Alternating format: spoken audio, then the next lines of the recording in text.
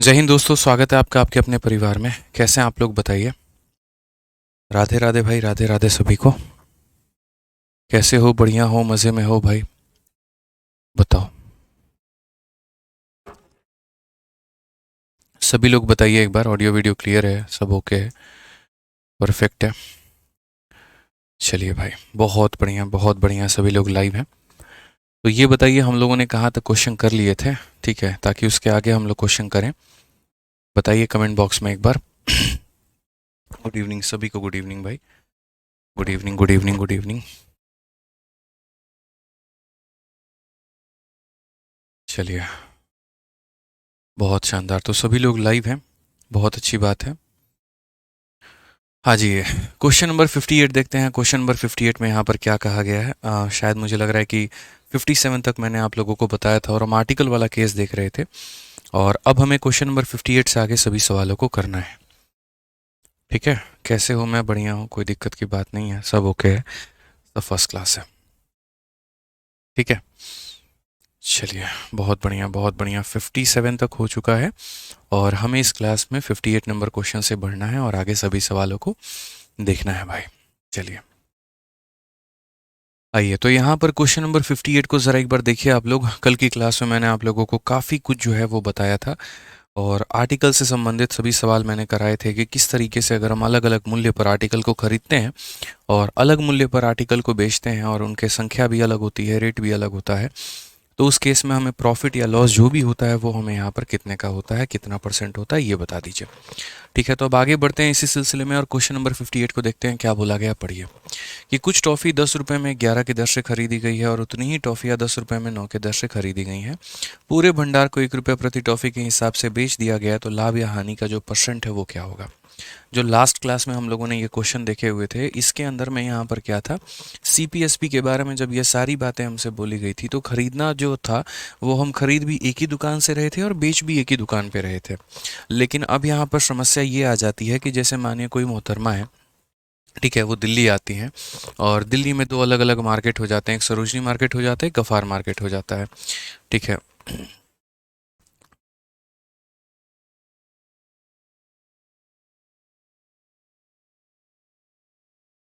ठीक है ना। तो यहाँ पर जो है वो मोहतरमा दो अलग अलग जगह पे पहुँचती है, एक सरोजनी मार्केट में, एक गफ़ार मार्केट में। और सरोजनी मार्केट से 200 रुपये के 3 जीन्स वो खरीदती हैं और गफ़ार मार्केट से 300 रुपये के दो खरीदती हैं और ले जाके अपने गांव में 100 रुपये में एक जीन्स के हिसाब से वो बेच देती हैं।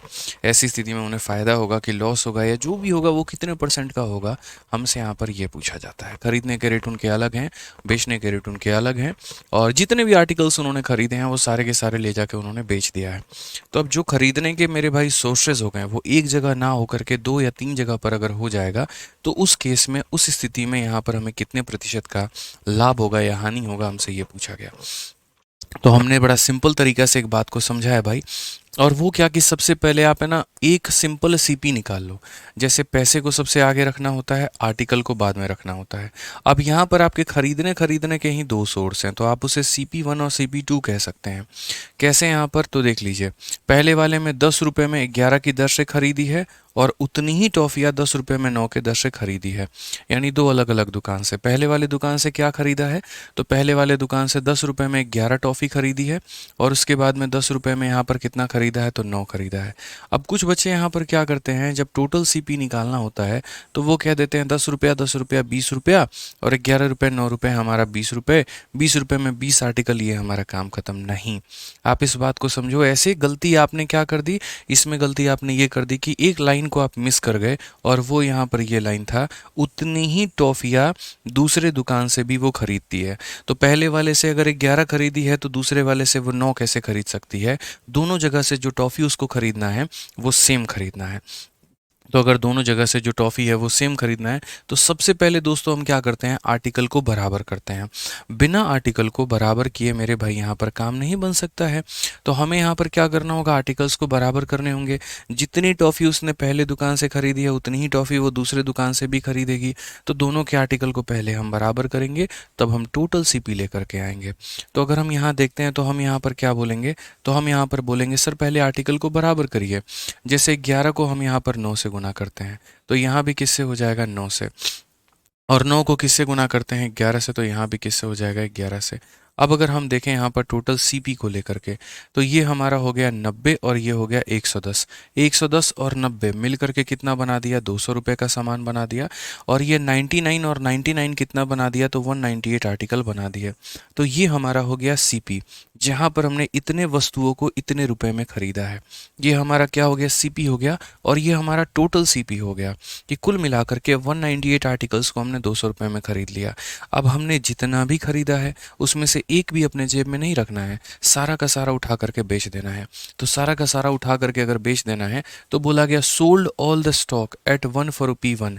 1 रुपया में एक आर्टिकल के दर से सब इसने बेच दिया। तो अगर बेचने की हम बात करें, तो बेचने की बात करें तो 1 रुपये में कितने आर्टिकल, तो एक आर्टिकल। अब सबसे महत्वपूर्ण बात, जितना खरीदा है उतना ही बेचना पड़ेगा। तो यहाँ पर क्या करेंगे, तो इसे 198 बनाएंगे। अगर इसे 198 मेरे भाई बनाएंगे तो इसे गुना करो, तो यहाँ भी आपका गुना हो जाएगा। अब एक बात बताओ, खरीदा कितना 198, बेचा कितना 198, तो आर्टिकल बराबर हो गए, ठीक है। लेकिन जो खरीदा था वो कितने में 200 में, और जो बेचा कितने में 198 में। तो आपने यहाँ पर कम में बेचा है ज़्यादा में बेचा है, आप बोलेंगे गुरुजी हमने कम में बेचा है। तो अगर कम में बेचा है तो आपको क्या हुआ होगा, तो लॉस हुआ होगा। और कितने का लॉस हुआ होगा, तो यहाँ देखिए 2 रुपये की कमी आपकी आई है। और 2 रुपये की कमी आई है कितने के ऊपर में आई है, 200 के ऊपर में आई है। इंटू कितना करेंगे, तो इंटू आप 100% करेंगे। तो आप बोलेंगे 200 से हमारा 200 खत्म, 1% हमारा आंसर होगा। और 1% आंसर होगा तो आंसर में क्या बोलेंगे, 1% लॉस बोलेंगे यहाँ पर। आंसर में क्या बोलेंगे, तो 1% लॉस बोलेंगे। तो ये छोटी सी बात जो है वो हमें थोड़ी सी समझ करके यहाँ पर बच्चों चलनी पड़ेगी, ठीक है। कि अगर आप 2-3 दुकान से खरीद रहे हैं, खरीदिए, किसी ने आपको मना नहीं किया कि आप मत खरीदो। आप खरीदो यहाँ से, इससे भी खरीदो, इससे भी खरीदो, लेकिन एक टोटल सीपी ले करके आओ कि ठीक है दोनों दुकान से फाइनली 99 यानी 198 आर्टिकल मैंने इतने में खरीदा।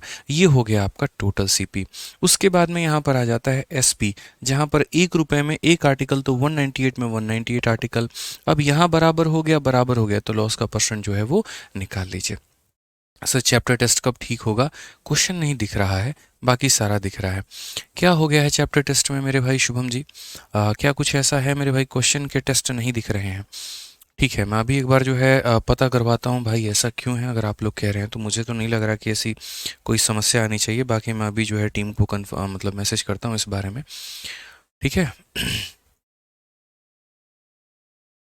चलिए, बहुत बढ़िया बहुत बढ़िया, टाइम पर आ जाए। हेलो सर, बच्चे कह रहे हैं कि चैप्टर टेस्ट जो है वो नहीं दिख रहा है, उसमें क्वेश्चन जो है वो क्लियरली नहीं दिख रहे हैं। एक बार आप पर्सनली सारा टेस्ट खोल के देखिए और उसके बाद में उसको ठीक करवा दीजिए, ठीक है। बोल दिया है, और बाकी जो है आप लोगों की समस्या का भी समाधान हो जाएगा, ठीक है भाई। चलिए, बहुत बढ़िया। क्रॉस मल्टीपल करेंगे तो होगा, बिल्कुल कर सकते हैं, कोई दिक्कत नहीं है, आप क्रॉस मल्टीप्लाई करिए। इसमें कहीं पर भी कोई भी यहाँ परेशानी नहीं है। आप इसको इधर क्रॉस मल्टीप्लाई कर लो, इसको इधर क्रॉस मल्टीप्लाई कर लो, कोई इशू की बात नहीं है, ठीक है ना। सर डिविजिबिलिटी की क्लास नोट्स नहीं अपलोड हुई है, अभी जस्ट हो जाएगी, इस क्लास के बाद में तुरंत अपलोड करवा देंगे, ठीक है, कोई दिक्कत नहीं आएगा। चैप्टर टेस्ट कहाँ पर होता है बता दीजिए, ये आपके अपने एप्लीकेशन में होता है। टेस्ट में जाइएगा और टेस्ट में जा करके जब आप चैप्टर टेस्ट पे क्लिक करिएगा तो आपको वहाँ पर मिल जाएगा, सभी लोग दे सकते हैं यहाँ पे, ठीक है ना। चलिए, चैप्टर टेस्ट की समस्या समाधान हो जाएगी 1 से 2 दिनों में, आप उसके लिए परेशान मत होइए। जो बच्चे क्लास में लेट आए हैं उसको दोबारा से ये जो है आप लोग देख लीजिएगा, आपको क्लियर हो जाएगा। और जो देख रहे हैं उनको क्लियर नहीं है तो अभी 1-2 क्वेश्चन हम और कराएंगे, तो मेरे भाई यहाँ पर जो है और आपको क्लियर होगा। जैसे आप एक काम करिए, आप क्वेश्चन नंबर 59 को भी देखिए, ये भी कुछ उसी प्रकार से है और इसे भी कुछ उसी प्रकार से यहाँ पर बनाना है, आप यहाँ पर देख सकते हैं। एक बच्चा कह रहा है कि सर पढ़ाने के बाद में प्रैक्टिस कहाँ से करें। सीजल वैरियर की जो आपकी किताब है बहुत ही शानदार किताब है, और सीजल वैरियर की जो सेकंड एडिशन है मेरे भाई यहाँ पर, वो अपने आप में परिपूर्ण किताब है आप लोगों के प्रैक्टिस करने के लिए। तो आप उसी किताब से पूरा का पूरा प्रैक्टिस करिए। आप जहाँ पर भी रहते हैं, ऑनलाइन में ऑफलाइन में, आप वहाँ मंगा सकते हैं और वहाँ पर उसकी प्रैक्टिस कर सकते हैं। ये हमारी सीजल वैरियर की सेकंड किताब है, जिसके अंदर सेकंड एडिशन वाली किताब है हमारी, जिसके अंदर में बहुत ज़्यादा भी क्वेश्चन नहीं दिए हैं, बहुत कम भी नहीं दिए हैं, लिमिटेड क्वेश्चंस का संग्रह मैंने इसके अंदर में रखा हुआ है, जिसको आप लगाएंगे तो आपको काफ़ी ज़्यादा फायदा होगा, ठीक है। तो आप ये कर सकते हैं। आइए चलिए मेरे भाई अब आगे बढ़ते हैं और यहाँ पर अगला सवाल देखते हैं। बहुत ही बेहतरीन क्वेश्चन 59 नंबर। बोला गया एक दुकानदार ने 5 रुपए में 4 की दर से 60 पेंसिलें खरीदी हैं और 60 पेंसिलें 3 रुपए में 2 की दर से बेची हैं। उसने सभी पेंसिलों को मिला करके 4 रुपए में 3 की दर से बेच दिया। उसका लाभ या हानि परसेंट ज्ञात करें। तो सबसे पहले तो हम यहाँ पर आपको मेथड नंबर 1 प्योरली एकदम बेसिक से बताएंगे, जो अब तक हम आपको पढ़ाते चले आ रहे हैं। और उसके बाद में यहाँ पर क्या होगा, उसके बाद में हम आपको जो है इसका शॉर्ट अप्रोच भी बताएंगे। अब आप यहाँ पर देखेंगे तो दुकानदार ने एक जगह से खरीदा है कि दो जगह से। तो आप बोलोगे सर देखिए, पहली बात 5 रुपए में 4 की दर से खरीदे कितने 60 पेंसिल, और उसके बाद में यहाँ पर जो है 3 रुपए में 2 की दर से जो है इसने और ख़रीदा है। 3 रुपए में 2 की दर से इसने और 60 पेंसिलें खरीद ली। तो इसने सर है ना दो जगह से खरीदा है। तो पहले हम उसका यहाँ पर दोनों का एक तरीके से इफेक्टिव निकाल लेंगे। तो कैसे निकालेंगे, तो यहाँ पर हम प्राइस लिखेंगे और यहाँ पर हम आर्टिकल लिखेंगे। ये पहले दुकान से खरीदने का रेट है, उसके बाद CP1 हो गया, और ये दूसरे दुकान से खरीदने का रेट है CP2 हो गया।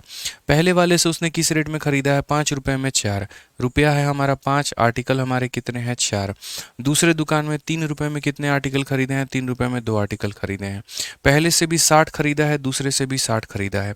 तो मान लीजिए अगर 60 खरीदा है तो इसे 60 कैसे बना सकते हैं, 15 से गुना करके। तो यहाँ भी आप यहाँ 15 से गुना कर लीजिएगा, समझ गए।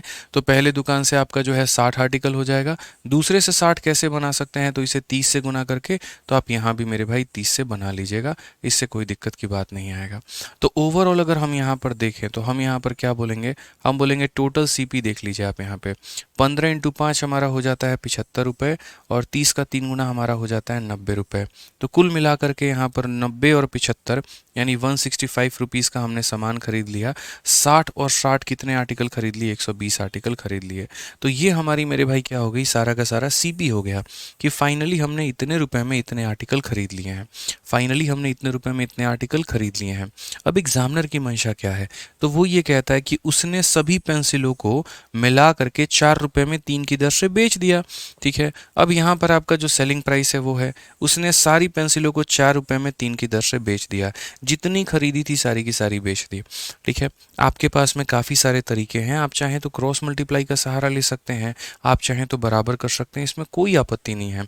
अगर कोई बच्चा यहाँ से क्रॉस मल्टीप्लाई करना चाहता है वो क्रॉस मल्टीप्लाई कर ले, और अगर कोई इसको बराबर करके बनाना चाहता है तो बराबर करके बना ले।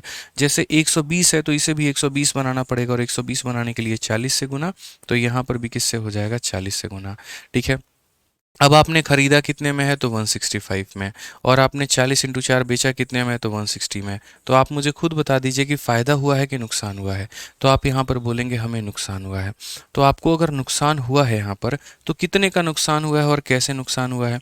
तो हम यहाँ पर ये बात बोलेंगे, सर देखिए हमें जो नुकसान हुआ है वो यहाँ पर 5 रुपये का नुकसान हुआ है। कितने के ऊपर में हुआ है, तो 165 के ऊपर में हुआ है। इंटू कितना करेंगे मेरे भाई यहाँ पर, तो 100%। ये हमारा क्लियर कट आंसर होगा। तो 5 से अगर हम काटेंगे तो 3 बार में और 3 बार में, और 100/33 हमारा कितना होता है। तो यहाँ पर अगर हम बात करें 100/33, तो 100/33 का परसेंट देखो, 33 इसे कितनी बार में भाग करेगा, 3 बार में, और 1 बच जाएगा। तो 3 सही 1/33% इतने का क्या होगा, तो लॉस होगा। 3 सही 1/33 ऑप्शन नंबर कौन सा आएगा, तो बी आएगा। अब कुछ बच्चों का यहाँ पर हो सकता है कंसर्न भी हो कि आपने यहाँ पर 60 और 60 इसीलिए किया ना क्योंकि क्वेश्चन में बोला था। मैंने कहा बिल्कुल, लेकिन मैंने आपसे कहा था कि इससे भी हम शॉर्ट में जा सकते हैं, और इससे शॉर्ट में क्या जा सकते हैं वो समझो। भाई देखो, जीवन में मैंने हमेशा एक बात बताया है कि जब भी आप परसेंटेज वैल्यू कैलकुलेट करते हो, परसेंटेज प्रॉफिट, परसेंटेज लॉस, उसमें एग्जैक्ट डेटा की आवश्यकता ही नहीं होती है। जैसे इस सवाल को सॉल्व करते वक्त में मैंने इनको 60 और 60 इसीलिए बनाया ताकि आपको कहीं पर कोई डाउट ना हो, आप एकदम रिलेट कर पाएँ कि अच्छा खरीदा एक दुकान से भी 60 था और दूसरे जगह से भी 60 था। बट मैं इसको इस तरीके से कंसिडर ही नहीं करूँगा। अगर मैं आपकी जगह पेपर में होता तो यही सवाल को बनाने के लिए मैं कभी इन्हें 60 नहीं बनाता। मैं जो करता वो क्या करता वो समझिए। मैं यहाँ पर सिंपल बात बोलता कि भैया जो हमारे नियम होते हैं ना, वो हमारे नियम कभी बदलते नहीं हैं। हमारे जो नियम हैं वो बड़े फिक्स रहते हैं, और अगर हमारे नियम फिक्स रहते हैं तो हम अपने नियम के अनुसार में जाएंगे। कैसे जाएंगे, हमें पता है कि पैसा पहले लिखना होता है, आर्टिकल बाद में लिखना होता है। ठीक है, 2 दुकानों से खरीदा है तो एक को CP1 और एक को CP2 आप दे दीजिए यहाँ पे नाम। ठीक है, उसके बाद में यहाँ पर देख लीजिए, पहले दुकान से जो खरीदने का रेट है 5 रुपए में 4 आर्टिकल, 5 रुपए में 4 आर्टिकल, और दूसरे में जो रेट है वो 3 रुपए में 2 आर्टिकल है। अब क्वेश्चन में मेरे भाई सबसे पहले मैं जो रहता है यहाँ पर, तो मैं ये पढ़ता कि पहले दुकान से खरीदा 60 और दूसरे से भी खरीदा 60, मतलब दोनों जगह से बराबर खरीदा। 60 के जगह पर 600 भी रहे, इससे कोई फ़र्क नहीं पड़ेगा। 120 रहे, कोई फ़र्क नहीं पड़ेगा। 200 रहे, कोई फ़र्क नहीं पड़ेगा। फ़र्क इस बात से पड़ेगा कि दोनों जगह से बराबर खरीदा गया है। तो दोनों जगह से बराबर खरीदा गया, तो बस मैं दोनों के आर्टिकल को बराबर करूंगा। किसके बराबर करूंगा इससे कोई फ़र्क नहीं पड़ता, बस बराबर करूंगा। तो 4 है तो इसे भी मैं 4 बनाऊंगा। 4 बनाने के लिए 2 से गुना, तो यहाँ पर भी मेरे भाई 2 से गुना। अब मेरे भाई मेरा टोटल सीपी निकल जाएगा। टोटल सीपी कितना होगा? 5 और जमा 6 हमारा 11 रुपये, और 4 और 4 हमारा 8 रुपये। 8 आर्टिकल, यानी मैंने जो है 8 आर्टिकल्स को 11 रुपये में ख़रीदा है। अब बेचने की जब दर की बात आती है, तो बेचा मैंने कितने में है? तो बेचा जो है मैंने यहाँ पर 4 रुपये में 3 आर्टिकल के दर से मैंने सारा का सारा बेच दिया है। 4 रुपये में 3 आर्टिकल के दर से मैंने सारा बेच दिया है। अब प्रॉफिट या लॉस निकालने के लिए दो तरीके हैं। या तो दोस्तों हम यहाँ पर इसे 3 से गुना करें यहाँ पे, और इसे मेरे भाई 8 और 8 से गुना करें, क्योंकि आर्टिकल बराबर है। जैसे यहाँ पर जो 8 है, तो अगर इसके पास में 8 है तो क्या करोगे? 8 वाले को मेरे भाई 3 से ऐसे गुना करोगे आप यहाँ पे, और 3 वाले को 8 से गुना करोगे, या तो ऐसे कर लो, और नहीं तो मेरे भाई यहाँ पर क्रॉस मल्टीप्लाई कर लो। सबसे बढ़िया जब भी निकालना हो तो 3 इंटू 11 कितना हो जाएगा? 33 रुपये हो जाएगा। और यहाँ पर 8 इंटू 4 कितना हो जाएगा? 32 रुपये। बच्चा समझदार है, 33 का आर्टिकल 32 में बेच रहा है, तो नुकसान होगा। कितने का नुकसान होगा? 1 का नुकसान होगा। कितने के ऊपर में होगा? 33 के ऊपर में होगा। इंटू कितना करेंगे? 100, और 100 बटे 33 हमने अभी देखा था किसके बराबर में था? ऑप्शन नंबर बी के बराबर में था। एक, ठीक है, किसके बराबर में था मेरे भाई? तो 100 बटे 33 के बराबर में था। तो इससे कोई भी फर्क नहीं पड़ता है कि आपने 60 खरीदे थे कि 120 खरीदे थे, कोई मतलब नहीं है। मतलब मात्र मेरे भाई इतना है कि हमने जो खरीदा है वो बराबर खरीदा है। ठीक है, समझ गए बात को लेकर के? आइए चलिए यहाँ पर नेक्स्ट बात करते हैं, और क्वेश्चन नंबर यहाँ पर 60 देखते हैं। और 60 नंबर सवाल को हम आपको ट्राई करने के लिए वक्त दे रहे हैं। आप आराम से 1 मिनट में इसको पढ़िए, अच्छे से समझिए, इसको ट्राई करिए, और यकीन है मेरा कि आप लोग इस सवाल को बना पाएंगे। बनाइए।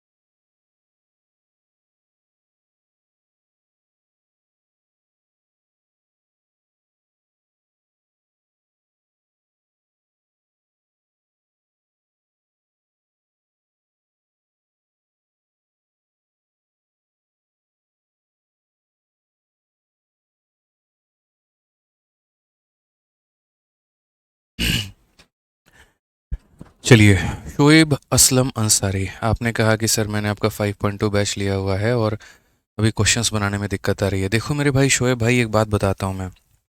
सबसे पहले एक काम करना, आप है ना अभी डायरेक्ट प्रीवियस ईयर के ऊपर में जंप मत करना सोहेल। एक बार आप ये काम करना कि जो भी हमने आपको पढ़ाया और जो हमने आपको शीट्स दी हैं, तो पहले एक बार दोबारा से सारी की सारी क्लासरूम शीट की प्रैक्टिस कर लेना, ठीक है? और एक बार उसी माध्यम से जो है अपने सारे के सारे क्लास नोट्स भी रिवाइज कर लेना, ताकि आपको एक बार सारे चैप्टर के ऊपर में पकड़ हो जाए। या तो आप ऐसा कर सकते हो कि एक बार मेरी शीट लगा लो, जैसे परसेंटेज हो गया तो एक बार मेरा परसेंटेज पढ़ लिया, फिर परसेंटेज की आप जो किताब से प्रैक्टिस कर रहे हो एक बार उससे कर लो, फिर प्रॉफिट लॉस पढ़ लो, फिर उसकी प्रैक्टिस कर लो। तो ऐसे क्या होगा ना, एक बार दोबारा से सारे कंसेप्ट रिवाइज हो जाएंगे। कई बार ऐसा बच्चों के साथ में होता है कि 4-5 चैप्टर जब वो पढ़ लेते हैं तो आगे से पढ़ते हैं और पीछे से वो भूलते चले जाते हैं, और ऐसे में वो जब प्रीवियस ईयर की किताब लगाते हैं तो उनसे क्वेश्चन नहीं लग पाता है। तो एक पहले पढ़ो, फिर उसके बाद में एक की प्रैक्टिस करो, फिर एक पढ़ो, फिर एक की प्रैक्टिस करो। ऐसे करोगे तो ज़्यादा फायदा होगा, ठीक है भाई? आ जाओ, चलो यहाँ पर नेक्स्ट क्वेश्चन की बात करते हैं। 60 नंबर सवाल देखते हैं क्या कहा गया है। एक दुकानदार 60 संतरों को 72 रुपए में 10 की दर से खरीदता है। यहाँ पर कितने खरीदे हैं उसने? 60, ठीक है। और रेट हमारा क्या है? तो रेट हमारा है 72 रुपए में 10 की दर से खरीदता है। समान संख्या 90 रुपए में 12 की दर से खरीदता है और पूरे लेन देन पर 118 रुपए का वो खर्च कर देता है और वह सभी संतरों को बेचता है और जो उसने खरीदा हुआ है। यदि पूरे लेन देन में 26% का लाभ होता है तो 32 संतरों का विक्रय मूल्य क्या होगा? अब देखिए, मैंने आपसे एक बात कही थी कि जब हमें परसेंटेज निकालना होता है, प्रॉफिट का परसेंट निकालना हो या लॉस का परसेंट निकालना हो, तो हम अपने मर्जी के मालिक हैं। हम कोई भी डेटा ले सकते हैं, रेशियो बस उसका सेम होना चाहिए।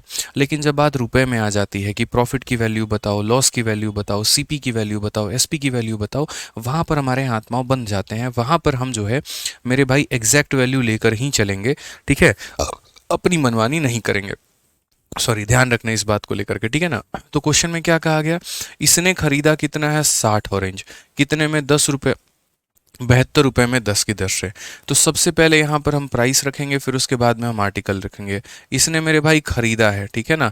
तो यहाँ पर देखो 72 रुपए में कितने? 72 रुपए में 10 की दर से इसने खरीद लिया, ठीक है। और कितने खरीदे? 60। उसके बाद में दूसरा मेरे भाई यहाँ पर इसने कितने में खरीदा? 90 रुपए में 12 की दर से। तो दूसरे दुकान से, एक और दुकान से इसने खरीदा है और उसमें कितने खरीदा है? 90 रुपए में मेरे भाई 12 की दर से। अब सबसे बड़ी बात यहाँ पर, दोनों दुकानों से इसने कितना कितना आर्टिकल खरीदा है? तो 60 संतरे पहले दुकान से और समान संख्या दूसरे दुकान से। पहले दुकान से भी 60 संतरे और दूसरे से भी 60 संतरे, दोनों से इसने 60-60 संतरे खरीदे हैं। तो हमें यहाँ पर 60 बनाना है। तो 60 बनाने के लिए यहाँ पर हम क्या करेंगे? तो बोलेंगे सर ये 10 है, इसको 60 बनाने के लिए 6 से गुना करो, तो यहाँ पर भी 6 से गुना हो जाएगा। और यहाँ पर 5 से गुना करो तो यहाँ पर भी मेरे भाई जो है वो 5 से गुना हो जाएगा। तो इससे यहाँ पर क्या होगा? 60 और 60 120 हमारा हो जाएगा यहाँ पर ये। और ये कितना हो जाएगा? 72, 6 दूनी 12, 7 छक 42 और 1 43, 432 हो गया। और ये हमारा कितना हो गया? 450 हो गया। अगर हम दोनों को जोड़ देते हैं तो मेरे भाई ये कुल मिला करके 882 हो जाता है। यानी हमने कितने में खरीदा? तो 882 रुपये में, 882 रुपये में 120 आर्टिकल खरीदे। ये हमारा क्या है? तो ये हमारा सीपी है। ये हमारा क्या है? तो ये हमारा सीपी है कि 882 रुपये में, 882 रुपये में जो है हमने कितने आर्टिकल खरीदे हैं? तो 120 आर्टिकल खरीदे हैं। अब उसके बाद क्वेश्चन में क्या कहता है? उसके बाद कहता है कि वह लेन देन पर 118 रुपये खर्च करता है। लेन देन पर कितना खर्च करता है? तो 118 रुपये। तो भैया ये जो आर्टिकल था ना, मान लो 118 रुपये इसके पैकेजिंग में लग जाते हैं। तो अगर 118 रुपये इसके पैकेजिंग में लग जाते हैं तो अब कितने हो गए? 1000 रुपये हो गए। और अब तक 1000 रुपये वो लगा चुका है कितनों संतरों के ऊपर में? तो 120 संतरों के ऊपर में। ये बात को मेरे भाई समझना पड़ेगा। जैसे मानो 120 संतरे मैं खरीद करके लेकर के आया इतने मार्केट से, फिर उसके बाद सभी संतरों की मैंने पैकिंग की, एक तरीके से उनके ऊपर में पॉलिश चढ़ाया, पैकिंग की, यहाँ पर उस पर 118 रुपये मेरे लग गए। तो कुल मिलाकर के 1000 रुपये जो है मेरे लग चुके हैं कितने संतरों के ऊपर में? 120 संतरों के ऊपर में। अब आगे की लाइन हमसे क्या बोलता है? बोलता है मेरे भाई और वह सभी संत्र बेच देता है जो वह खरीद रहा है और पूरे लेन देन में 26% का मेरे भाई लाभ हो जाता है। पूरे लेन देन में कितने का लाभ होता है? तो 26% का। तो मैं यहाँ पर यह बात देखना चाहता हूँ कि अगर वो बेचेगा तो कितने में बेचेगा? तो सबसे बड़ी बात मेरे भाई, यहाँ पर उसने जो खरीदा है यहाँ पर वो कितने में? 1000 रुपये में। तो वो बेचेगा कितने में? तो बोलोगे 26% का प्रॉफिट। तो एक काम करते हैं, सेलिंग प्राइस निकालते हैं। अब सेलिंग प्राइस निकालते हैं। देखो ये जो 1000 है मेरे भाई ये क्या है? तो कॉस्ट प्राइस है। और ये कॉस्ट प्राइस है तो अपने आप में कितने परसेंट का मान है? 100% का। अगर वह इसको 26% के प्रॉफिट में बेचेगा तो इसमें 26 जोड़ देगा तो कितने में? यानी 126 में बेचेगा। अब 126 में बेचेगा यानी कितने में बिक रहा है? तो 1260 में। यानी उसने सारे संतरे कितने बेचे होंगे? तो 1260 में बेचे होंगे। उसने सारे संतरे किस में बेचे होंगे? तो 1260 रुपये में उसने सारे के सारे संतरे बेच दिए होंगे। अब एक बात बताओ यार, क्वेश्चन में आपसे यहाँ पर सेलिंग प्राइस पूछा था, आप बोलोगे नहीं गुरुदेव, क्वेश्चन में क्या बोला था? 32 संतरों का विक्रय मूल्य क्या है? तो आप बोलोगे फिर अगर 32 का पूछा है तो ये कितने लोगों का है? तो ये मेरे भाई 120 लोगों का है। अगर मैं 120 लोगों को या 120 संतरों को इतने में खरीद रहा हूँ तो इसी 120 संतरे को मैंने इतने में ही बेचा है। ठीक है। तो हम यहाँ पर क्या बोलेंगे, तो हम बोलेंगे जो ये 1260 मैंने बेचा है ना, ये 1260 पता है कितने की कीमत है, तो ये 1260 हमारी 120 की कीमत है। और हमें जो पता करना है वो कितने की वैल्यू पता करनी है, तो 32 का मान हमें पता करना है। ये हमारा करेक्ट आंसर होगा। इस बात को समझिए मेरे भाई यहाँ पर, ठीक है ना। मैंने 120 संतरों को इतने में खरीदा था, फिर उसके बाद में प्रॉफिट में बेच दिया तो इतने में बेचा। अब ये जो बिका है ना, ये एक संतरा, दो संतरा, चार की नहीं है, ये 120 की वैल्यू है। यानी ये 120 की वैल्यू है और मुझे 32 की वैल्यू निकालनी है। अगर हम यहाँ पर देखते हैं तो बड़े आसानी से बोल पाएंगे, 6 से 2 बार में काटेंगे, और 6 से मेरे भाई 21 बार में, 2 से हमारा कितनी बार में, 16 बार में, मल्टीप्लाई करेंगे तो 16 का 1 गुना 16 का 6, और 16 का 2 गुना 32, और 1 हमारा 33 हो जाएगा। 336 हमारा ऑप्शन नंबर ए जो है वो बिल्कुल हमारा सही उत्तर है। ये मेरे भाई करेक्ट आंसर है। ठीक है। राम सागर कहते हैं 1000 कैसे आया। राम सागर भाई मैंने एक बात आपको बताया था कि देखो ये 882 रुपये, इसमें तो कोई डाउट नहीं होगा, इतना प्लस इतना हमारा 882 के बराबर में आया। उसके बाद में राम भाई क्वेश्चन में ये बोला गया था कि 118 रुपये वो खर्च करता है किस चीज़ में, तो लेन देन में। ठीक है, जीएसटी हो सकता है, पैकिंग हो सकता है, कुछ भी हो सकता है। तो जैसे मानो तुम ही हो यार मानो 500 रुपये का जो है तुम शर्ट खरीद कर लेकर के आए और 100 रुपये उसके पैकिंग में लगा दिए, तब तुम्हारे जेब से कितना लग गया, 600 नहीं लग गया है। तो वही बात है, इतने का खरीदा था, इतने रुपया पैकिंग में लगा दिया, यानी कितने रुपए तुम्हारे हो गए, तो 1000 हो गए। समझ में आ गया बात, यहाँ पे कोई दिक्कत की बात है बताइए। तो एक बार बढ़िया तरीके से देख लीजिए, फिर एक बार और हम रिवाइज कर देते हैं, देख लीजिए एक बार।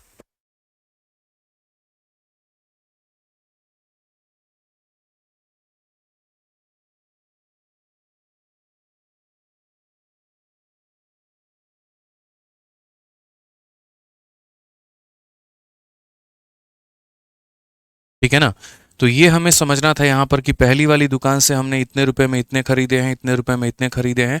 क्योंकि दोनों जगह से 60-60 आर्टिकल खरीदे थे, तो इसको 6 से गुना किया तो ये भी 6 से, और इससे 5 से गुना किया ताकि 60 बना पाए, तो इधर भी 5 से। 60 और 60 120 आर्टिकल हमने खरीद दिए हैं। और कितने रुपए में, 882 में। बाद में हमें 118 रुपये अलग से खर्च करना पड़ गया, यानी मेरे जेब से लग गए 1000 रुपये। कितने आर्टिकल के, तो 120 आर्टिकल के। कितने आर्टिकल के, तो 120 आर्टिकल के। अब वही बात है मेरे भाई, अब मैं इसे बेचूंगा तो कितने में, तो 1000 रुपये की वस्तु को 26% के प्रॉफिट में, यानी 1260 में। बट ये 1260 मेरे भाई एक आर्टिकल का तो है नहीं सेलिंग प्राइस, ये 1260 120 आर्टिकल का है, हमें सिर्फ 32 का चाहिए था, तो इसीलिए हमने इससे गुना किया है। इसका कोई शॉर्ट ट्रिक नहीं है, कोई दूसरा तरीका नहीं है। आप आराम से तसल्ली से ऐसे बनाइए, ये आपके लिए ज़्यादा फायदेमंद है। थोड़ा सा बेसिक से चलिए, ऑटोमेटिक जब आप लोगों की स्पीड बन जाएगी ना, तो ये सवाल बड़े जल्दी जल्दी में बनने शुरू हो जाएंगे, इतना लंबा समय आपको नहीं लगेगा। ठीक है ना। आज ये चलिए क्वेश्चन नंबर 61 देखिए क्या बोला गया है। एक आदमी ने कुछ संतरे 5 संतरे में 1 रुपए की दर से और समान संतरे 4 संतरे 1 रुपए की दर से खरीदे। सभी संतरे 9 संतरे 2 रुपए की दर से बेच दिए और इन सब में उसको 30 रुपए की हानि हुई। तो संतरों की संख्या हमसे पूछी गई है कि संतरों की संख्या क्या है। ऐसा क्वेश्चन आप लोग बहुत ही बेहतरीन तरीके से कर चुके हैं, तो मुझे नहीं लगता कि इसमें आप लोगों को कहीं पर कोई भी दिक्कत होगी। अगर आप इस सवाल में क्वेश्चन नंबर 61 में अगर आप देखेंगे ना, तो आप यहाँ पर क्या बोलेंगे, तो आप यहाँ पर बोलेंगे सर देखो बहुत ही आसान काम है। ये काम क्या है सर, बहुत ही ज़्यादा आसान काम है, बड़े आसानी से हम इसे कर सकते हैं। कैसे कर सकते हैं आप यहाँ देखिए। एक व्यक्ति कुछ खरीद रहा है, ठीक है, बहुत बढ़िया बात है। तो हम यहाँ पर क्या लिखेंगे, पैसा को आगे लिखेंगे और आर्टिकल को हम यहाँ बाद में लिखेंगे। एक आदमी ने कुछ संतरे 5 संतरे 1 रुपए के दर से खरीदे, 5 खरीदे हैं और कितने के रुपए से, 1 रुपए के दर से। समान संतरे 4 संतरे 1 के दर से और खरीदे, तो 4 संतरे 1 रुपए के दर से और खरीदे हैं। ये मेरे भाई क्या हो गया, तो CP1 हो गया, और ये क्या हो गया, तो CP2 हो गया। अब अगर हम यहाँ देखते हैं, ठीक है ना, तो दोनों जगह से मेरे भाई, सॉरी उल्टा हमने लिख दिया यहाँ पर यहाँ पर जो है पैसा को पहले लिखना था। जैसे देखो 1 रुपए में 5 संतरे, 1 रुपए में 4 संतरे, 1 रुपए में कितना संतरा, 5 संतरा, और 1 रुपए में कितना संतरा मेरे भाई, 4 संतरा। अब उसके बाद में हमें क्या करना है, टोटल CP निकालना होता है, जैसे मैंने आपको पढ़ाया है।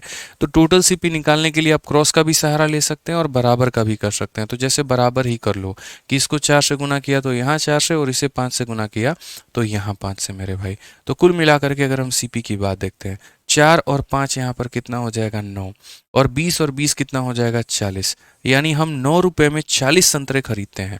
9 रुपए में कितना खरीद रहे हैं मेरे भाई यहाँ पर, तो 40 संतरे जो है वो मैंने खरीदे हैं।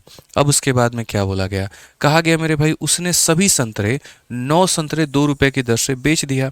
ये हमारा मेरे भाई हो गया सेलिंग प्राइस। यानी सेलिंग प्राइस की अगर हम बात करेंगे तो हम यहाँ पर क्या कहेंगे, तो बोला गया यहाँ पर कि सभी संतरे जो है 9 संतरे 2 रुपए के दर से बेच दिए हैं। यानी यहाँ पर जो है रुपया कितना है 2 और बेचे कितने हैं 9। सिंपल सी बात है, 2 रुपए में 9 संतरे बेच दिया। 2 रुपए में 9 संतरे बेच दिया। बट क्या हमारा ये आर्टिकल बराबर है? आप बोलोगे नहीं गुरुजी आर्टिकल बराबर नहीं है। तो आर्टिकल बराबर नहीं है तो क्या करेंगे? क्रॉस मल्टीप्लाई कर लो मेरे भाई, यहाँ पर क्रॉस मल्टीप्लाई। 9 को 9 से गुना करोगे तो 81 आ जाएगा। 40 को 20 2 से गुना करोगे तो 80 आ जाएगा।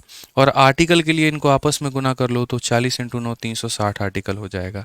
तो आप अगर यहाँ देख पा रहे हैं तो 81 रुपए के आर्टिकल को 80 रुपए में बेचा गया है। फायदा हुआ है कि नुकसान हुआ है? तो 81 के आर्टिकल को 80 में बेचा गया, तो यानी 1 रुपया का मेरे भाई क्या हुआ है? तो लॉस हुआ है। 1 रुपये का लॉस हमें कब हुआ? जब हमने कितने का ट्रांजेक्शन किया है? 360 आर्टिकल्स के ऊपर में हमने ट्रांजेक्शन्स किया है। क्वेश्चन में हमसे यहाँ पर क्या बोला है ज़रा देखो। क्वेश्चन में हमसे यहाँ पर बोला है कि अगर उसको 30 रुपये का लॉस होता है तो उसने कितने आर्टिकल बेचे होंगे। ये 1 रुपये के लॉस के लिए अगर मैं इतने बेच रहा हूँ तो मेरे भाई 30 रुपये के लॉस के लिए मुझे क्या करना होगा? तो बोलोगे गुरुजी 30 रुपये के लॉस के लिए आपने अपने आप का कितना गुना किया है? 30 गुना मेरे भाई यहाँ पर किया है। तो यहाँ पर भी आपको कितना गुना करना होगा? यहाँ पर भी आपको 30 गुना। 36 का 3 गुना मेरे भाई 108 हो जाता है। और एक जीरो यहाँ पर 2 जीरो हो जाएगा। ये हमारा करेक्ट आंसर है। कौन सा ऑप्शन है? तो ऑप्शन नंबर जो सी है, कहो ना प्यार है, बिल्कुल हमारा सही उत्तर हो जाएगा। ठीक है। अमल विमल कहते हैं डिविजिबिलिटी की सॉल्यूशन शीट भी अपलोड कर दीजिए। जी मालिक, सब कुछ अपलोड कर देंगे। पहले अभी जो पढ़ा रहे हैं ना, आप पहले उसको पढ़ लीजिए प्रभु, ठीक है ना। उसके बाद में हम सब कुछ अपलोड कर देंगे, कोई दिक्कत की बात नहीं है। गुरुजी फॉर्मूला बुक का सेकंड एडिशन पूरे मार्केट में आग लगा दिया। चलो बहुत बढ़िया बात है। फायर ब्रिगेड लेना है हम लोगों को, ठीक है, ताकि जहाँ जहाँ पर आग लगे वहाँ पर हम लोग बुझा पाएँ, ठीक है ना। चलो बढ़िया यार, आप लोग का प्यार जो है वो देख के अच्छा लगता है, ठीक है। बस ऐसे ही बढ़िया तरीके से जो है जो भी चीज़ आपको अच्छी लगती है, जब आप पढ़ते हैं वाकई में आपको लगता है कि ये कंटेंट मेरी मदद की है, तो वो बाकी लोगों तक भी आप शेयर किया करो, बाकी लोगों तक भी पहुंचाओ। बड़ा मुश्किल होता है यार टीचिंग के साथ साथ में किताबों को लिखना, ठीक है ना। रात में दिन में जैसे भी हो पाता है समय में, मतलब जितना भी हो पाता है लैपटॉप में टाइप करते रहता हूँ, लिखते रहता हूँ, ठीक है ना, कि ये जो है ये फॉर्मूला बच्चों के लिए काम पे आने वाला है, यहाँ पर ये टॉपिक काम पे आने वाला है, और बहुत मेहनत लगती है यार, ठीक है। जब उसको फ़ायदा पहुंचता है बच्चों को तो फिर हमारी हिम्मत और बढ़ जाती है, तो अच्छा लगता है। तो बढ़िया से पढ़ाई किया करो, ठीक है। तो ये क्लियर हो गया मेरे भाई, यहाँ पर कोई दिक्कत की बात है, कोई परेशानी की बात है, आप बताइए।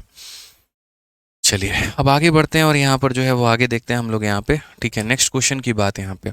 अब इस कंसेप्ट को हम लोग करते हैं टाटा बाय बाय अलविदा यहाँ पे, और अब उसके बाद में हम दूसरे कंसेप्ट में आगे बढ़ते हैं। और अगला कंसेप्ट हमारा क्या है कि question based on average concept of CP and same cost price. हो सकता है कुछ लोगों के सर के ऊपर में जाए ये बात कि यहाँ पर ये क्या लिखा है, हम आपको समझाते हैं। कुल मिलाकर के मेरे भाई 3 केस होते हैं, और वो यहाँ पर क्या होते हैं। सर आप पटना में विपिन सर से मिले क्या? बहुत टीचर्स थे, सभी लोगों से मिले। विपिन सर जो हैं उनसे भी मिले, फिर आपके एस के झा सर हैं उनसे भी मिले, ठीक है। 2-3 सभी बहुत अच्छे टीचर्स हैं यार, दिल के काफ़ी जो है वो शानदार हैं, ठीक है। और पटना का जो एक अपना माहौल है वो बड़ा प्यारा माहौल है, बच्चों के अंदर भी टीचर्स के अंदर भी। कभी किसी से मिल के ऐसा लगा नहीं कि कोई अपनापन नहीं है, ऐसा नहीं लगा कि पहली बार मिल रहा हूँ। अच्छा लगा मेरे भाई, ठीक है। बहुत बढ़िया, सभी लोग बहुत बढ़िया हैं, बहुत शानदार लोग हैं। आइए चलिए, तो अगर हम बात करें यहाँ पर तो हम क्या बोलेंगे, तो हम यहाँ पर एक बात बोलते हैं कि देखो 3 केस हमारे बच्चों बनते हैं। क्या क्या बनते हैं? जैसे मानो किसी आर्टिकल को मैंने खरीदा तो वो हो गया CP1, और जब मैं उसे बेचूंगा तो क्या हो जाएगा? SP1 हो जाएगा। फिर उसके बाद में मेरे भाई जो है एक दूसरा आर्टिकल है जो CP2 है, और बेचूंगा तो SP2 हो जाएगा, ठीक है ना। ये मान लीजिए कि मैंने अपना मोबाइल फ़ोन जो है वो किसी एक रेट पर मैंने ख़रीदा हुआ है, ठीक है यहाँ पे।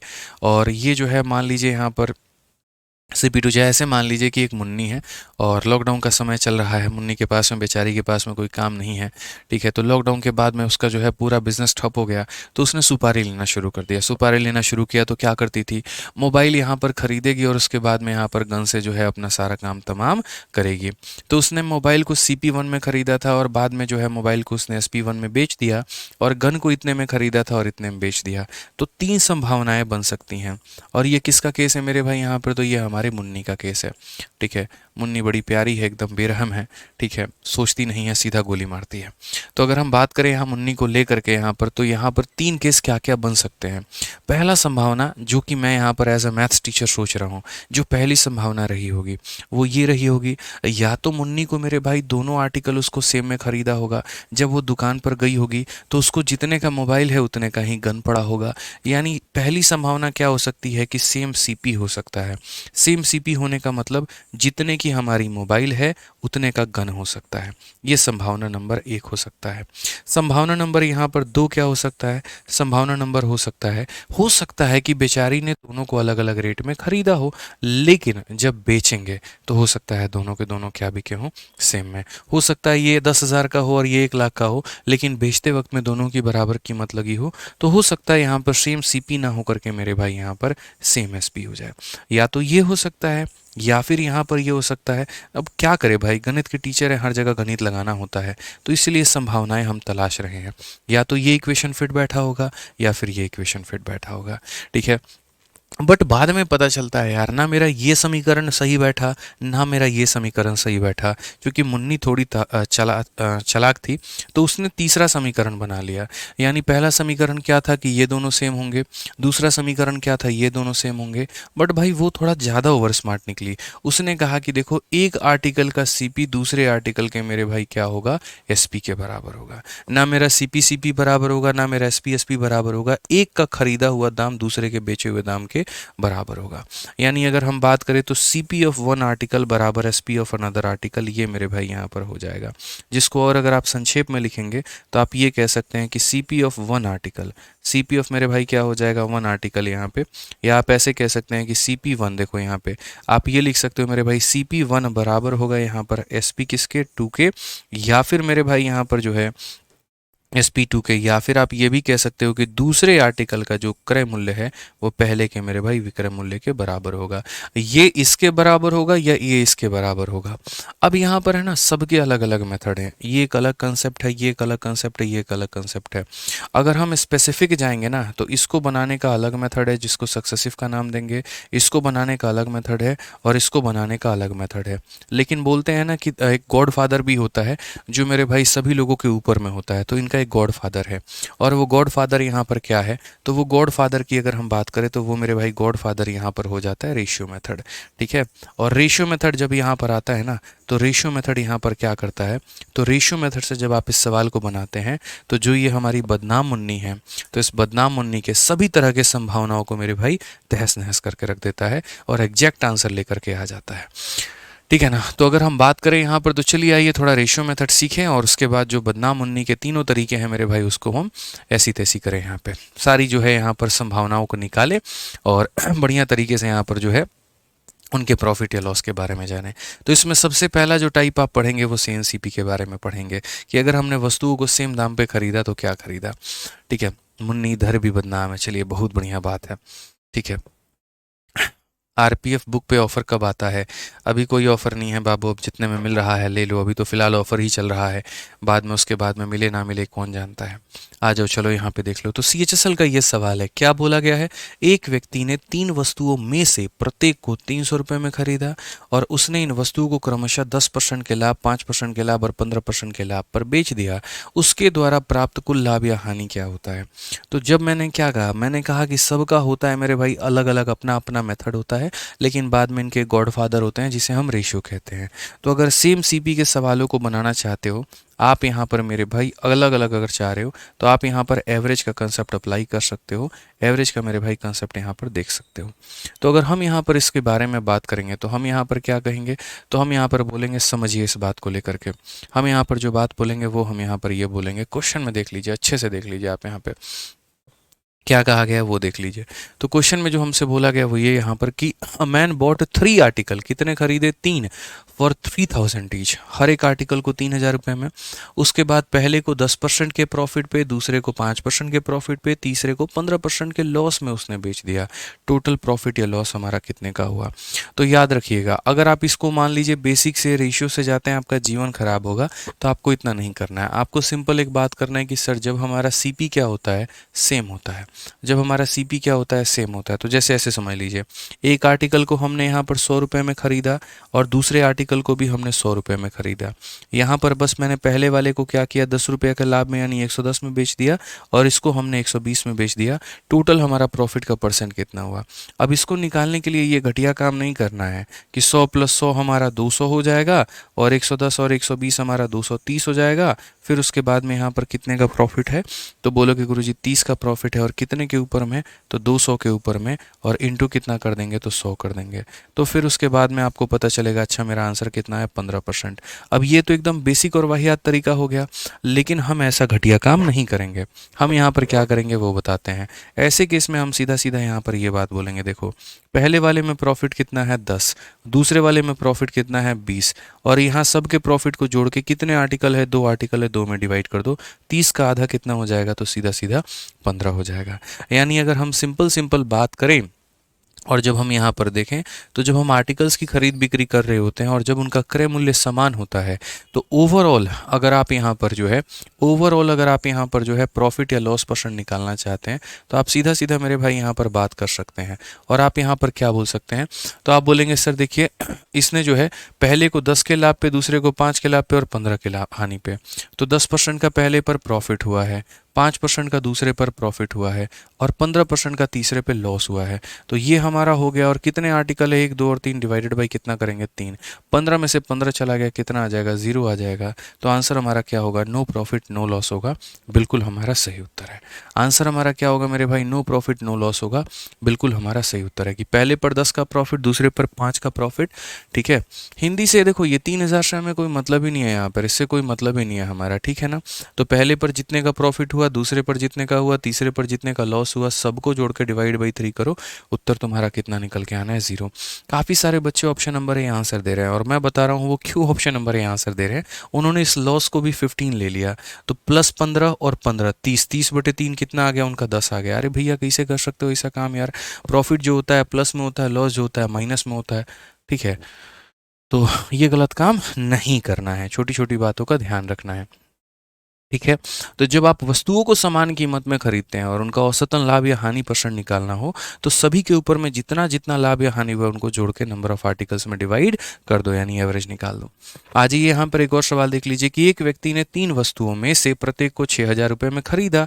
यानी यहाँ पर क्या है, तो सारे आर्टिकल एक ही कीमत पे खरीदे गए हैं, प्रत्येक को 6000 में खरीदा गया है, यानी सेम सीपी हो गया है। सीपी क्या हो गया है, सेम हो गया है। और इन वस्तुओं को क्रमशः 15% का लाभ, 12% का लाभ, 15% के हानि पर बेच दिया। कुल कितने प्रतिशत का लाभ या हानि हुआ है, तो हम यहाँ पर सीधा सीधा बोलेंगे, जब खरीदने की कीमत समान होती है तो सबको बांट दो। तो पहले पर कितने का प्रॉफिट है, 15 का। ठीक, दूसरे पर कितने का प्रॉफिट है, तो 12 का। तो हम यहाँ पर क्या करेंगे, तो बोलेंगे पहले पर 15 हो जाएगा, दूसरे पर 12 हो जाएगा, तीसरे पर मेरे भाई 15 की हानि हो जाएगी, और कितने में बांट देंगे, 3 लोगों में। तो ये इससे खत्म, 12/3 हमारा कितना आ जाएगा, 4%। और 4% हमारा क्या होगा, 4% का हमारा यहाँ पर प्रॉफिट होगा। ठीक है, 4% का हमारा यहाँ पर क्या होगा, तो 4% का हमारा यहाँ प्रॉफिट होगा। खुद क्वेश्चन में ये बात लिखा हुआ होगा कि हमने जो खरीदा है वो हमने सेम कीमत पर इन्हें खरीदा है। ठीक है,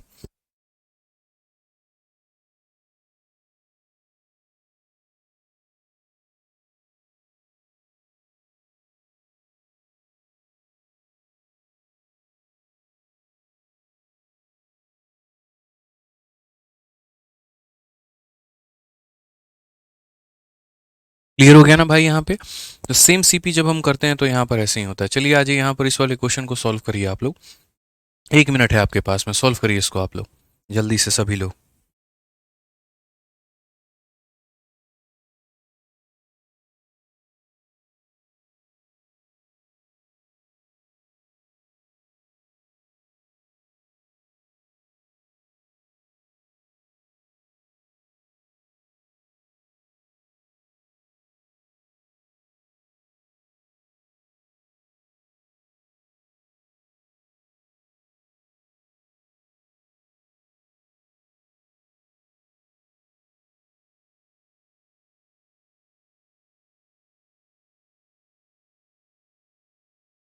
चलिए आ जाइए मेरे भाई यहाँ पर। एक बच्चा कहता है आपको कैसे पता है कि प्रॉफिट ही होगा। बिल्कुल बहुत सही सवाल आपने पूछा है सर।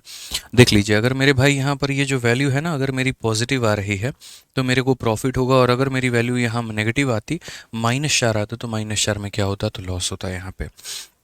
समझ में आ गया बात यहाँ पे। चलिए आ जाइए नेक्स्ट क्वेश्चन की बात करते हैं।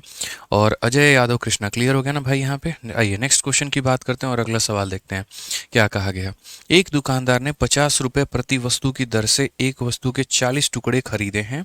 उसने 20% के लाभ के साथ साथ 35 टुकड़े बेच दिए हैं, और बाकी जो टुकड़े हैं, देखिए यहाँ पर कैसे कैसे कहानी बनती है मैं आपको बता रहा हूँ। अब तक जो मैं आपको क्वेश्चन करा रहा था और अब मैं जो आपको क्वेश्चन कराऊंगा वो क्या कराऊंगा। अभी जो मैंने क्वेश्चन कराया था वो कुछ इस प्रकार से मैंने कराया हुआ था, जिसके अंदर में आप लोग यहाँ पर कुछ नहीं तो एवरेज का कंसेप्ट लगा रहे थे। अभी जो मैंने आपको क्वेश्चन दिया था उसमें यहाँ पर ये बोला था कि सुनो, बात ऐसी है यहाँ पर, ठीक है ना, डेटा और यहाँ पर प्रॉफिट या लॉस जो कि हम एवरेज में लगाते हैं, एक तरफ डेटा और यहाँ पर क्या हो जाता था मेरे भाई, प्रॉफिट या लॉस परसेंट। तो मैंने कहा था कि एक आर्टिकल को तुमने 15% के प्रॉफिट पर बेचा है, दूसरे एक और आर्टिकल को मेरे भाई तुमने 12% के प्रॉफिट में बेचा है, और एक आर्टिकल को मेरे भाई तुमने 15% के नुकसान पर बेचा है। तो मुझे यहाँ पर ये बता दो कि टोटल तुम्हारा प्रॉफिट या लॉस जो भी है वो कितने का है। अब मैं थोड़ा सा आपसे यहाँ पर डिफरेंट क्वेश्चन पूछ रहा हूँ। ये मेरा क्वेश्चन नंबर क्या था, तो एक अलग सवाल था। अब मेरा जो सवाल है वो यहाँ पर क्या है, आर्टिकल्स की संख्या को थोड़ा मैंने बदल दिया है। ये 111 के जगह पे मैं आपको इस तरीके से बोल दे रहा हूँ कि सुनो, मेरे पास में जो आर्टिकल हैं, ठीक है ना, तो मेरे पास में जो आर्टिकल है उसमें से 2 आर्टिकल को मैंने 10% के प्रॉफिट पे बेचा है, और 3 आर्टिकल को मेरे भाई मैंने 15% के प्रॉफिट पर बेचा है, और बाकी के 5 आर्टिकल पर मैंने जो है 3% का लॉस मैंने बेचा हुआ है। अब मुझे बताओ दोनों पर प्रॉफिट या लॉस कितना होगा। यानी दोनों क्वेश्चन में जो यहाँ पर डिफरेंस है वो ये है कि आर्टिकल्स की संख्या बदल गई है। यहाँ पर हर जगह मैंने समान आर्टिकल खरीदा था और यहाँ पर जो है मैंने अलग अलग आर्टिकल खरीदा है। हालांकि दोनों जो सवाल है वो दोनों के दोनों एक ही कैटेगरी में आता है। यहाँ पर दोनों के दोनों किस कैटेगरी में आते हैं, तो सेम सीपी के कैटेगरी में आते हैं। यहाँ पर भी खरीदा हुआ हर आर्टिकल का कीमत बराबर है, और यहाँ भी खरीदा हुआ हर आर्टिकल का जो कीमत है वो बराबर है। ये जो 2 3 5 आपको दिख रही है, ये आर्टिकल्स की संख्या दिख रही है। जैसे मेरे पास में 10 आर्टिकल थे, उनमें से 2 आर्टिकल पर मैंने इतने का लाभ कमाया जब मैंने बेचा, तो 3 आर्टिकल्स पर इतने का प्रॉफिट कमाया जब बेचा, तो और 5 आर्टिकल्स पर इतने का लॉस हो गया जब बेचा, तो उन दोनों केसेस में प्रॉफिट या लॉस कितना होगा। तो इसमें जो हमने कंसेप्ट लगाया था वही कंसेप्ट हमारा उधर भी लगेगा। इसमें जो कंसेप्ट हमने लगाया था कि एवरेज प्रॉफिट या लॉस हमें कितने का होगा, तो हम क्या कर रहे थे, 15 × 1, तो ये हो जा रहा था हमारा 15 × 1, प्लस उसके बाद में 12 × 1। मैं आपको अब थोड़ा डिटेल दिखा रहा हूँ पीछे यहाँ पे ऐसे, ठीक है, और -15 × 1 यहाँ पे। असल में हम ऐसे करते थे बट मैं डायरेक्ट लिख दिया करता था, और डिवाइडेड बाई एक आर्टिकल प्लस एक आर्टिकल प्लस एक आर्टिकल, यानी 3 आर्टिकल। तो +15 ने -15 को ख़त्म किया था, और 12 को 3 से भाग करने पे कितना आ गया था, 4 आ गया था, जो कि आप यहाँ पर देख सकते हैं बड़े बढ़िया तरीके से 4% का आपने उत्तर दे दिया था। लेकिन जब हम बात इस सवाल में करते हैं जहाँ पर हमारे आर्टिकल्स ही बराबर नहीं है, उस केस में हम यहाँ कैसे निकालेंगे, तो उस केस में कोई दिक्कत की बात नहीं है। एवरेज प्रॉफिट या लॉस निकालने के लिए क्या करेंगे, एक आर्टिकल पर 10% का प्रॉफिट, तो 2 आर्टिकल पर कितना हो जाएगा, तो बोलोगे 10 × 2 हो जाएगा। एक आर्टिकल पर 15 का, तो 3 पर कितना हो जाएगा, तो 15 × 3 हो जाएगा। एक आर्टिकल पर 3 का लॉस है, तो यहाँ पर 3 × कितना हो जाएगा, 5 हो जाएगा। और डिवाइड बाई क्या करेंगे, टोटल 5 3 8 और 2 हमारा कितना हो जाएगा, 10 हो जाएगा। अगर हम बात करते हैं तो बोलेंगे सर ये 20 और यहाँ पर ये 45, 20 45 कितने हो गए, 20 45 65 हो गए, और 65 में से मेरे भाई 15 निकाल दीजिए तो कितना हो गया, 50। 50 को अगर हम 10 से भाग कर देंगे तो कुल मिलाकर के 5% हमारा क्या आ जाएगा, तो प्रॉफिट आ जाएगा। तो ये हमें बातें समझनी होती हैं। सारा जो खेल होता है ना वो यहाँ पर आर्टिकल्स का खेल होता है, आर्टिकल्स की संख्या का खेल होता है, ठीक है। अब यहाँ पर तो चलो मैंने खुद सामने से कहा कि ये 2 आर्टिकल है, 3 आर्टिकल है, 5 आर्टिकल है। कई बार आर्टिकल्स की संख्या फ्रैक्शन में दे देता है कि तुम्हारे पास में जो भी आर्टिकल है उसका 1/3 इसके पास, 1/2 इसके पास, बाकी बचा हुआ इसके पास। या कई बार ये परसेंटेज में भी दे देगा कि 10% आर्टिकल को इतने के प्रॉफिट पे, 20% आर्टिकल को इतने पे, 30% आर्टिकल को इतने पे। तो हमें उससे कोई फर्क नहीं पड़ता है, हमें उससे कोई मतलब नहीं होता है। तो अगर हम इन क्वेश्चंस की बात करें, जैसे 64 वाला ही क्वेश्चन आप देखो ना एक बार, क्या बोला गया है। इसमें भी वही बात है, हाथी के दांत दिखाने की कुछ और खाने की कुछ और, हमें इससे कोई मतलब ही नहीं है। बड़े आसान तरीके से हम लोग इसको उड़ा देंगे। और कैसे उड़ाएंगे और किस बात पे उड़ाएंगे, तो हम लोग बोलेंगे सर देखिए ना, यहाँ समझिए इस बात को लेकर के। एक दुकानदार ने 50 रुपये प्रति वस्तु की दर से एक वस्तु के 40 टुकड़े खरीदे हैं। कितने टुकड़े खरीदे हैं? 40 टुकड़े, ठीक है। और कितने के रेट से खरीदा है? तो 50 रुपये प्रति वस्तु की दर से। उसके बाद हम एक तरफ में क्या लिखेंगे? तो डेटा लिखेंगे, और एक तरफ में हम यहाँ क्या लिखेंगे? तो प्रॉफिट या लॉस का परसेंट हम यहाँ लिखेंगे। क्या बोला गया है? उसने 20% लाभ के साथ 35 टुकड़े बेचे, यानी यहाँ पर क्या है? तो 35 टुकड़े बेचे हैं, और कितने के प्रॉफिट के साथ में? तो 20% के प्रॉफिट के साथ में। उसके बाद शेष के 5 टुकड़े क्षतिग्रस्त पाए गए और उन्होंने उन्हें 10% हानि के साथ बेच दिया। बाकी के जो 5 टुकड़े हैं उसको 10% हानि के साथ में मेरे भाई उसने बेच दिया। तो उसका कुल लाभ या हानि प्रतिशत क्या होगा? इसमें उसने आर्टिकल को 1 रुपया में खरीदा कि 5 रुपये में खरीदा कि 500 करोड़ में खरीदा, कोई भी मतलब इससे नहीं है, ठीक है ना। जैसे यहाँ पर बोला गया ना 50 रुपये में खरीदा, इससे कोई मतलब नहीं है। इतना पता है 35 टुकड़ों को इतने में और 5 टुकड़ों को इतने में। अब एक बात बताता हूँ, एवरेज पढ़ाते वक्त भी ये बात बताऊंगा और अभी भी ये बात बता रहा हूँ कि जो ये ऊपर वाला डेटा होता है ना, आप इसका रेशियो ले सकते हो, इसमें कोई दिक्कत नहीं है। तो 5 से एक बार में 5 से 7, इसका नीचे वाले का रेशियो मत ले लेना, बता रहे हैं बहुत मार मारेंगे, ठीक है ना। यहाँ पे ऊपर वाले का रेशियो लेना, नीचे वाले का रेशियो नहीं लेना है। यहाँ पे नीचे वाले का रेशियो नहीं लेते हैं, पता चले जो चीज़ तुम निकालने गए हो यहाँ पे प्रॉफिट या लॉस, उसी का तुम रेशियो लेकर बैठे हुए हो, ये गलत हो जाएगा तुम्हारा, ठीक है ना। रेशियो लेना है, डेटा का लो यहाँ पे। अब उसके बाद में यहाँ पर देखो क्या बोला गया, तो एवरेज प्रॉफिट या लॉस हमसे कहा गया। एवरेज प्रॉफिट लॉस के बाद एक आर्टिकल पर 20%, तो 60 आर्टिकल पर कितना हो जाएगा? तो बोलोगे सर 20 इंटू 7 हो जाएगा। एक आर्टिकल पर 10 का लॉस, तो ये हो जाएगा -10 इंटू हमारा 1 हो जाएगा, और डिवाइडेड बाई कितना हो जाएगा? 7 जमा 1 हमारा 8 हो जाएगा। हम बोलेंगे सर 140 में से आप 10 निकाल दीजिए ना, तो कितना हो जाएगा? 130, और 130 को आप 8 से भाग करिए। तो पहली बात 8 का 1 गुना 8 होगा, 50 हो गया मेरे भाई। 8 का 6 गुना 48 होगा। 16.25 हमारा कौन सा करेक्ट आंसर आएगा? तो ऑप्शन नंबर मेरे भाई जो सी है वो हमारा बिल्कुल सही उत्तर हो जाएगा। कौन सा हो जाएगा? तो सी जो है ना सर हमारा बिल्कुल सही उत्तर हो जाएगा। और इसी तरीके से आपके कंसेप्ट में 4 चांद लग जाएंगे और आप यहाँ पर किसी भी सवाल को बड़े प्यार से बना पाएंगे, ठीक है। सर 50 कैसे हुआ? कहाँ पर 50 हुआ? अरे बताना, कहाँ पर 50 हुआ बताओ। सीडीएस के लिए कोई बुक सजेस्ट कर दीजिए, जो पढ़ा रहे हैं ना उसी शीट को लगा लीजिए, आपका सीडीएस ऐसे ही हो जाएगा।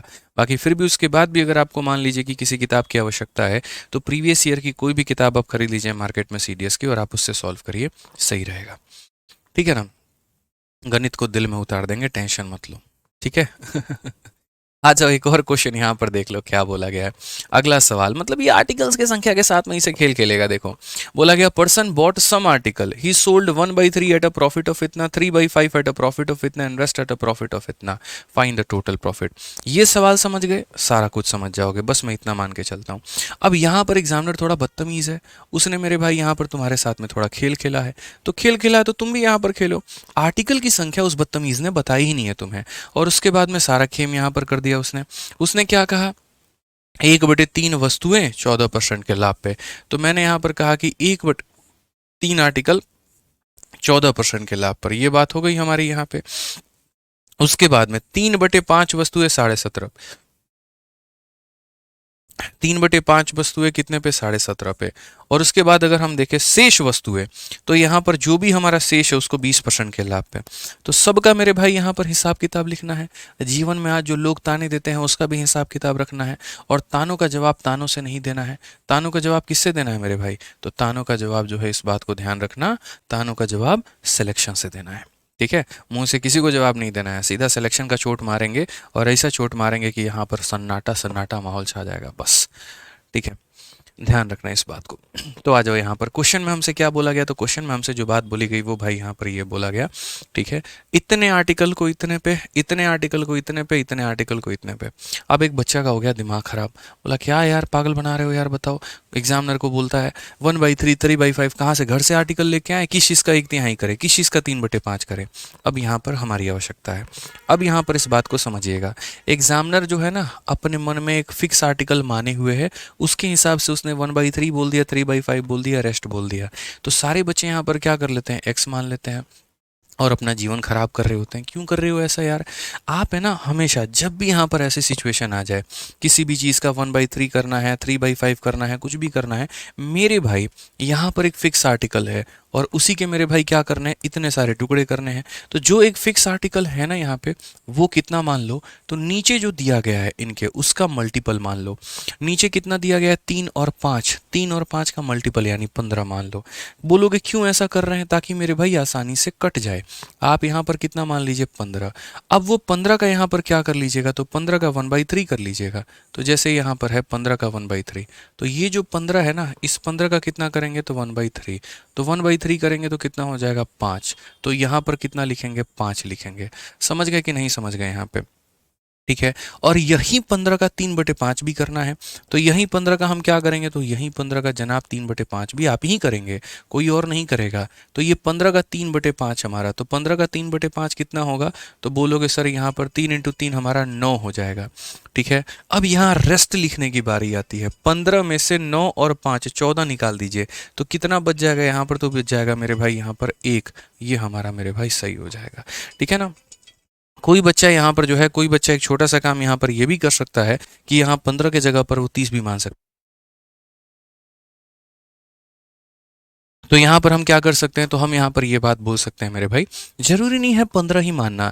आप 30 मान लो, 90 मान लो, मतलब कोई ऐसी संख्या जहाँ पर देखो, अगर ये 15 नहीं मानते, कोई 16 मान लेता, तो 16 मान लेता तो 3 कभी 16 को काट पाता, नहीं काट पाता। मान लीजिए किसी ने यहाँ पर 18 मान लिया, 5 कभी 18 को काट पाता, नहीं काट पाता। तो हमेशा एक ऐसी संख्या चाहिए होती है जिसे 3 भी काट दे और जिसे 5 भी काट दे। तो 3 और 5 से कटने वाली संख्या 15 है, इसीलिए हमने 15 मान लिया कि 15 को 1/3 करेंगे तो आ जाएगा, और 15 का 3/5 करेंगे आ जाएगा। अब 15 में से 5 और 9 14 आर्टिकल मेरे निकल चुके हैं, बचा मेरा कितना है, 1। अब मेरे पास में डेटा भी बड़ा परफेक्ट है और उनके ऊपर में प्रॉफिट या लॉस भी बड़ा परफेक्ट है। अब मैं इसका एवरेज निकाल सकता हूँ। तो अब मैं इसका एवरेज निकालूंगा, तो यहाँ पर एवरेज में मेरा कैसे आएगा, ज़रा वो देखो। एवरेज प्रॉफिट या लॉस की जब हम बात करते हैं तो हमारा क्या हो जाएगा, तो हम बोलेंगे देखो, एक आर्टिकल पर 14%, तो 5 आर्टिकल पर कितना, तो 14 × 5 हमारा हो जाएगा सीधा 70। एक आर्टिकल पर 17.5, तो 9 पर कितना हो जाएगा, तो मल्टीप्लाई मारो, 9 5 ज़ा 45 का 5, और 9 7 63, और 4 67 का मेरे भाई 7 6 पास में, और 9 एकम 9 6 15, तो 157.5 कितना हो जाएगा, तो 157.5 हो जाएगा मेरे भाई। और यहाँ पर 1 × 20 हमारा कितना हो जाएगा, तो ये हमारा 20 हो जाएगा। इसको डिवाइड करेंगे, देखो इसको इसके साथ में गुना किया 70 आया, इसको इसके साथ में गुना किया इतना आया, इसको इसके साथ में गुना किया इतना आया, और सबको मेरे भाई भाग कर देना है। 9 1 10 5 15 से यहाँ पर तो भाग कर दीजिए। अब अगर हम देखेंगे तो 70 और 20 90 होता है, और जब इसमें जोड़ देंगे तो मेरे भाई 247.5 आ जाएगा। और इसको जब डिवाइड करेंगे किससे, 15 से, आप ज़रा भाग करिए, तो 15 का 1 गुना 15, 97, 6 बार में 90, और 5 बार में 75, 16.5 हमारा आ जाएगा। और 16.5 आएगा तो कौन सा ऑप्शन होगा, तो बी होगा। तो जटिल से जटिल सवाल भी आप लोग अपने कलाकारी से जो है उसे आसान कर सकते हैं, बस समझदारी अच्छी होनी चाहिए। मैं कभी भी नहीं बोलता हूँ ये चीज़ ऐसे है रट लो, ये चीज़ वैसे है रट लो। रटने का तो जीवन में कभी कंसेप्ट ही हमने नहीं रखा।